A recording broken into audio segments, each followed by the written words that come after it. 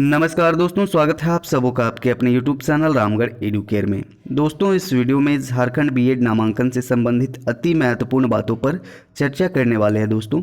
और ये जितने भी यहाँ पर आप सवाल देख रहे हो स्क्रीन पे, ये सारे सवाल बार बार अभ्यर्थियों द्वारा पूछे जा रहे हैं दोस्तों।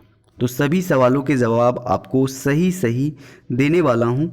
और यहाँ पर सेकेंड राउंड ऑनलाइन काउंसलिंग से रिलेटेड भी बातें करेंगे हम लोग। सेकेंड राउंड काउंसलिंग जो है उसमें कौन कौन पार्टिसिपेट कर सकते हैं, कॉलेज ट्रांसफ़र कैसे होगा अगर आपने किसी कॉलेज में एडमिशन ले लिया है फर्स्ट राउंड ऑनलाइन काउंसलिंग के दौरान, तब आप अगर आपको कॉलेज पसंद नहीं है तो आप ट्रांसफ़र कर सकते हो कि नहीं, कितने एडमिशन अभी तक हुए हैं इसका भी मैं बताने वाला हूँ। सेकेंड राउंड ऑनलाइन काउंसलिंग कब से शुरू होगा दोस्तों, ये भी बात कर लेंगे। और काउंसलिंग में पैसा जो बर्बाद कर रहे हैं उनके लिए भी कुछ बातें कहने वाला हूँ, तो वीडियो को बिल्कुल भी स्किप नहीं करना है। और सही सही जानकारी के लिए, बीएड से रिलेटेड सही सही एग्जैक्ट इन्फॉर्मेशन के लिए चैनल को सब्सक्राइब ज़रूर कर लीजिएगा दोस्तों। और चलिए शुरू करते हैं बिना टाइम वेस्ट किए हुए। तो दोस्तों, सबसे पहले बात कर लेते हैं हम लोग जो सेकेंड राउंड काउंसलिंग होगा उसमें कौन कौन अभ्यर्थी पार्टिसिपेट कर सकते हैं, सेकेंड राउंड ऑनलाइन काउंसलिंग में कौन कौन शामिल हो सकते हैं। तो यहाँ पर जितने भी लोगों को कॉलेज अलॉट नहीं हुआ second round first round counselling में, वे सारे अभ्यर्थी पार्टिसिपेट कर सकते हैं। और जिनको कॉलेज मिल भी गया था और जो एडमिशन नहीं ले पाए किसी भी कारण से, चाहे पैसों की वजह से या फिर टाइम की कमी से या फिर कुछ डॉक्यूमेंट्स उनके छूट रहे थे उनके कारण से, अगर एडमिशन नहीं ले पाए हैं कॉलेज अलॉट होने के बावजूद, तो वो भी सेकेंड राउंड काउंसलिंग में भाग ले सकते हैं। और बाकी के जो बचे हुए अभ्यर्थी हैं वे सारे अभ्यर्थी भाग ले सकते हैं दोस्तों। सेकंड चीज़ डिस्कस कर लेते हैं दोस्तों, फिर से एडिटिंग का मौका मिलेगा कि नहीं। तो बिल्कुल मिलेगा दोस्तों। सेकेंड राउंड ऑनलाइन काउंसलिंग जो होगा उससे पहले सीट मैट्रिक्स जारी किया जाएगा। सीट मैट्रिक्स में बताया जाएगा कि अभी कौन कौन से कॉलेज में किस किस कैटेगरी में कितने सीट खाली हैं। उससे पहले एडिटिंग का ऑप्शन आएगा, एडिटिंग का लिंक एक्टिवेट किया जाएगा। अगर आपके कुछ डॉक्यूमेंट्स, कैटेगरी वगैरह, मार्क्स वगैरह आप बदलना चाहते हैं या फिर कुछ गलतियां हैं तो फिर से आप सुधार कर सकते हो दोस्तों सेकेंड राउंड ऑनलाइन काउंसलिंग के पहले। तो जैसा कि मैंने पहले ही आप लोगों को बताया था कि ऑनर्स का परसेंटेज आप डालिएगा, टोटल परसेंटेज नहीं डालिएगा। ओवरऑल जो परसेंटेज डालिएगा, ओवरऑल परसेंटेज ज़्यादा होता है और ऑनर्स का जो आपका परसेंटेज होता है वो मतलब ज़्यादा होता है ओवरऑल परसेंटेज से। इसीलिए मैं शुरू से ही बोल रहा था कि सिर्फ ऑनर्स का परसेंटेज डालिएगा, जिससे आपका जो रैंक है, रैंक आपका ऊपर आएगा और आपको कॉलेज मिलने की संभावनाएं जो हैं वो बढ़ जाएंगी दोस्तों। बात कर लेते हैं कॉलेज ट्रांसफ़र की। अगर आपने एडमिशन ले लिया है किसी कॉलेज में फर्स्ट राउंड ऑनलाइन काउंसलिंग के तहत, तो कॉलेज जो है आप ट्रांसफ़र कर सकते हो कि नहीं।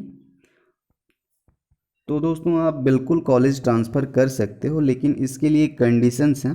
कंडीशन ये है कि अगर आपने किसी कॉलेज में एडमिशन ले लिया है, अगर दूसरे कॉलेज में आपको कॉलेज ट्रांसफ़र करना है तो आपको लास्ट तक वेट करना होगा। बीएड में एडमिशन का जो प्रोसेस है जब ख़त्म हो जाएगा, सारे कॉलेजों में बीएड एडमिशन ख़त्म हो जाएंगे, प्रोसेस काउंसलिंग सारा ख़त्म हो जाएगा, तो सबसे लास्ट में दोस्तों कॉलेज ट्रांसफ़र आप कर सकते हो। अगर आपने किसी कॉलेज ए में एडमिशन लिया है और बी में आपको ट्रांसफ़र करना है अपना एडमिशन, तो यहाँ पर एक कंडीशन ये होना चाहिए कि बी कॉलेज में अगर आपको ट्रांसफ़र करना है तो सबसे लास्ट में एडमिशन प्रोसेस ख़त्म होने के बाद कॉलेज बी में सीट खाली होने चाहिए। यही कंडीशन है दोस्तों, और कोई कंडीशन नहीं है। सीट कॉलेज बी में सीट खाली होने चाहिए, तब आपका जो एडमिशन है वो ट्रांसफ़र कर दिया जाएगा। और आपने जो अगर 40,000 रुपये जमा किए हैं एडमिशन में, तो आपका 5% जो है वो जिस कॉलेज में एडमिशन लिए थे वो 5% जो पैसा है आपका काट लेगा। उसके बाद बाकी के जो पैसे हैं वो आपको रिटर्न कर देगा और आपका एडमिशन जो है जिस कॉलेज में आप ट्रांसफ़र कर रहे हो उस कॉलेज में ट्रांसफ़र कर दिया जाएगा। तो यहाँ दोस्तों जो मैं जितनी भी बातें बता रहा हूँ, सभी की सभी बातें मतलब सही और एग्जैक्ट जानकारी आप लोगों को दे रहा हूँ, क्योंकि मैं ये सारी चीज़ें कर चुका हूँ और पिछले बार भी बहुत सारे बच्चों को करवा चुका हूँ। तो ऐसा नहीं सोचना है कि मैं कुछ मतलब अटपटांग सा कुछ बता रहा हूँ, बिल्कुल सही जानकारियाँ दे रहा हूँ आपको। अब यहाँ पर बात कर लेते हैं दोस्तों, कितने एडमिशन अभी तक हुए हैं। ठीक है, अभी तक कितने एडमिशन हो चुके हैं फर्स्ट राउंड में, कितने एडमिशन। तो दोस्तों इसका जो एग्जैक्ट डेटा है कितने एडमिशन हुए हैं, ये सीट मैट्रिक्स लिस्ट आ जाएगा आज शाम में या फिर कल मॉर्निंग में सीट मैट्रिक लिस्ट आ जाएगा। उसमें हमें पता चल जाएगा कि अभी तक कितने एडमिशन हुए हैं। लेकिन मैंने अभी 4-5 कॉलेजों में पता किया, तो जैसा कि मुझे पता चला कि अभी मात्र 30 से 35% जो है एडमिशन हुआ है। 30 से 35% ही अभी तक एडमिशन हुआ है दोस्तों। एडमिशन का कारण ये है कि यहाँ पर फ़ी जो है बीएड कॉलेजों द्वारा बहुत ज़्यादा मांगा जा रहा है। कोई कॉलेज में 50,000 एडमिशन के लिए मांगा जा रहा है, किसी में 60,000 मांगा जा रहा है। तो जिनका इकोनॉमिक कंडीशन सही नहीं है वो एक ही बार इतना पैसा जमा नहीं कर पा रहे हैं, जिनके कारण से अपना एडमिशन भी नहीं ले पा रहे हैं दोस्तों। इसीलिए आपको बता रहा हूँ कि अगर आपके पास पैसे हैं, फैमिली सपोर्टिंग अच्छा है, इकोनॉमिकल कंडीशन अच्छा है, तभी आप अभी काउंसलिंग करें। नहीं तो काउंसलिंग कर लीजिएगा, आपको कॉलेज भी अलॉट हो जाएगा, उसके बाद भी आप एडमिशन नहीं ले पाइएगा पैसों के कारण। इसीलिए काउंसलिंग में भी पैसा बर्बाद नहीं करना है आपको। अब सेकेंड राउंड काउंसलिंग कब शुरू होगी दोस्तों, ये भी सवाल बार बार आ रहा है। तो सेकेंड राउंड काउंसलिंग शुरू होगी, जैसा कि 30 जो था 30 तारीख लास्ट डेट था, लास्ट डेट ऑफ एडमिशन।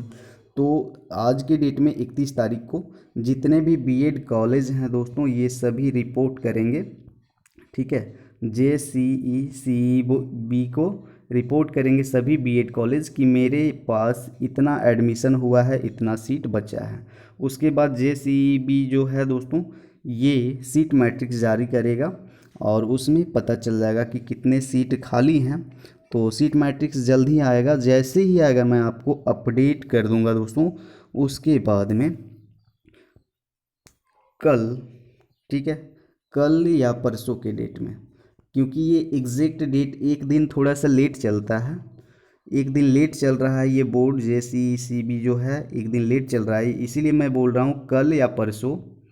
कल या परसों दोस्तों आपका जो है सेकेंड राउंड ऑनलाइन काउंसलिंग का अपडेट आ जाएगा।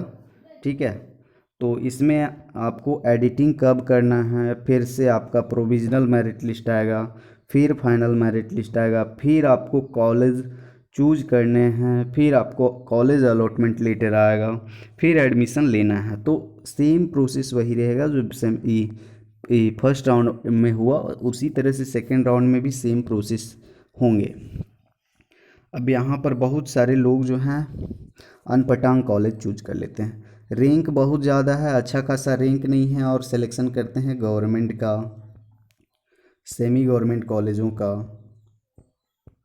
तो भाई मैंने पहले ही वीडियो बना रखी थी कि किनको कॉलेज मिलेगा गवर्नमेंट कॉलेज, किनको सेमी गवर्नमेंट कॉलेज मिलेगा। अब आप ज़बरदस्ती चूज कर रहे हो government college, semi government college, वो ज़्यादा सीट भी नहीं है और आपके रैंक भी अच्छे नहीं है, तो आपको इस सरकारी या फिर जो भी कॉलेज है टॉप मोस्ट कॉलेज वो मिलने वाले नहीं हैं। तो आप बिल्कुल पैसा बर्बाद कर रहे हो। आप ऐसा, अगर आपका रैंक अच्छा नहीं है तो प्राइवेट कॉलेजों का सिलेक्शन करें और ज़्यादा से ज़्यादा कॉलेजों का सिलेक्शन करें। 1-2 कॉलेज नहीं, कम से कम 10-15 कॉलेज तो ही सेलेक्ट कर ही लो। रैंक अगर आपका सही नहीं है तो अनलिमिटेड, यहाँ पर कोई भी रोक नहीं है कि आपकी लिमिट नहीं है कि आप इतना ही कॉलेज सेलेक्ट कर सकते हो। जितने भी कॉलेज आपके नज़र में हैं सभी को सेलेक्ट कर सकते हो। तो किसी न किसी कॉलेज में आपका अलॉटमेंट लेटर आ ही जाएगा। और जिनका ज़्यादा रैंक है 30,000 से ऊपर है, उनको तो काउंसलिंग करवाना ही नहीं चाहिए, क्योंकि उधर एडमिशन होने का जो संभावना है थोड़ा सा कम है।